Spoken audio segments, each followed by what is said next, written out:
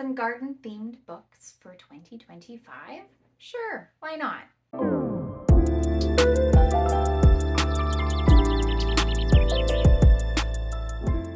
Good morning, my name is Karen. I am a book Libraut, which means I explore all types of books. Sometimes I like to create lists with a bit of a theme, and since I've been kind of getting into gardening, you can go back and check out all my gardening vlogs, I have decided to find a bunch of books that have a very naturey based vibe to them.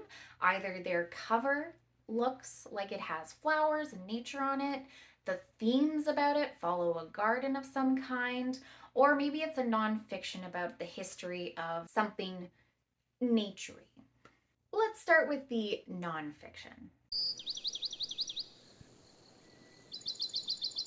This one absolutely piqued my interest, and this is The Garden Against Time. This is about a woman who's restoring an 18th century garden, and she starts exploring the idea of who gets to enjoy paradise, who gets to be exposed to these beautiful places. She explores gardens not as a place to escape from life, but as a place to learn and discover and encounter a very different way of living.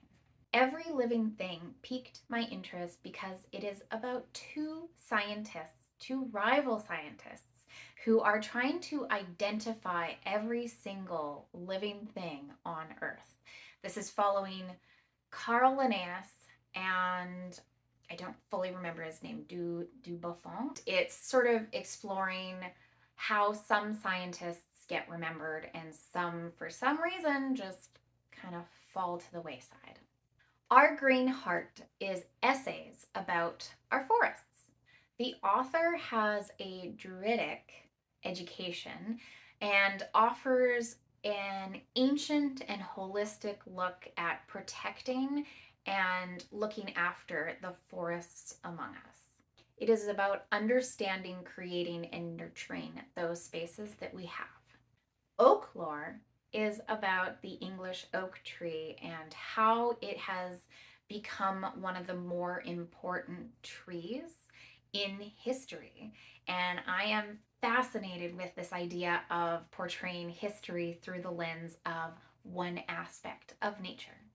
On to shorter books.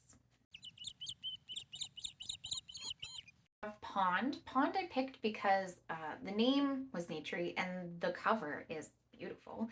This is supposedly a bit more of a poetic novel, and it follows a main character as she is on the outskirts of an isolated coastal village, and it's following, I think, just her day-to-day activities as we get her internal monologue.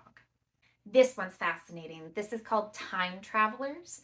These are short stories by Palestinian diaspora. It is a Canadian published work, and it is just speculative fiction, and I am just intrigued by this one. Also love the title. On to the fiction side of things. Specters in the Glass House sounds so cool. It is following two women, two different timelines. One woman in the 1920s. I think this is sold as a romance and a suspense, so I'm not really sure what that means. The woman in the 1920s sees these weird visions in this butterfly house. I think it's the glass house. And she then finds a body. And then skip forward, I think, to the future, and the next woman is trying to uncover the mystery of these bodies. That was in the description. Bodies. Trying to find the killer. It was unsolved. So, mystery, two timelines, I'm in.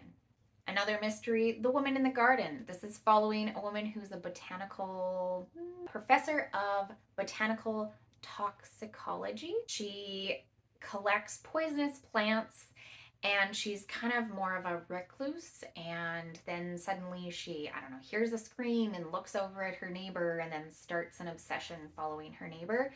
It felt very Rear Window to me, and I kind of totally into it, so let's go with that one. A Memory of Violets is a historical novel, again, following two women in two different timelines. There is a set of twins in the 19th century, and they are orphans at Covent Garden's flower markets.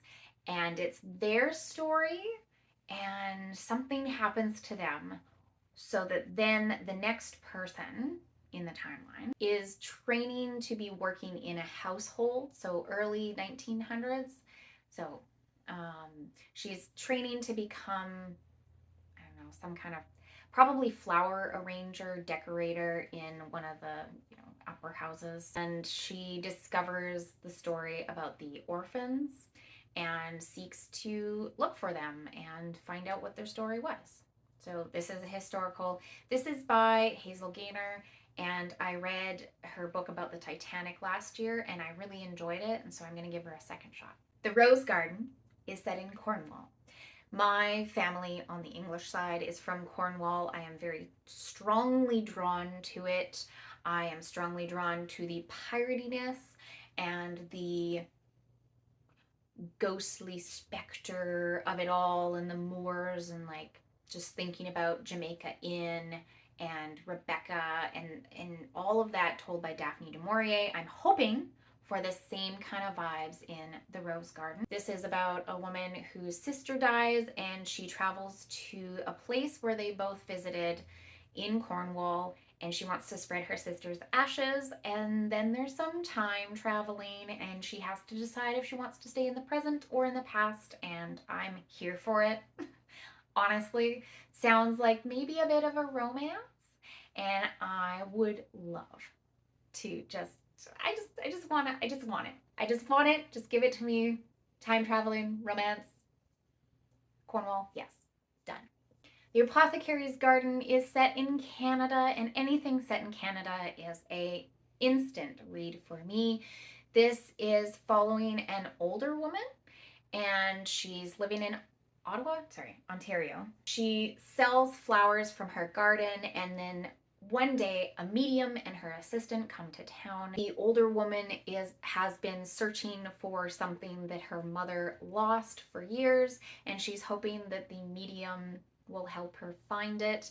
And in doing so, she forms a bit of an attachment to the medium's assistant, and I'm not sure if it's a love story or something else, but I'm here for it. I'm totally into it. And the last one I've actually had on my TBR a long time ago, and then I took it off because I wasn't interested in it, and then I found it again because I was just searching the word garden, and that is Garden Spells. First off, love the cover. This is a generational story about women tending to this specific garden, and anything that comes out of this garden offers some kind of magical property to it. So anything that's made from things from the garden just have a little certain je ne sais quoi to it. Two sisters dealing with hurts from the past and healing, and then how they want to move forward with their garden and the legacy that they have. I have 12 books here. There are 12 months in a year, and I am hoping to be able to read at least one a month. I think that is a fairly reasonable goal. So here's hoping, and I hope at the end of it I can make a recommendation video for more nature inspired reading. My name is Karen. I'm the Book Libronaut. I explore all types of books, and I love gardening. Thank you so much for watching. We'll see you again soon.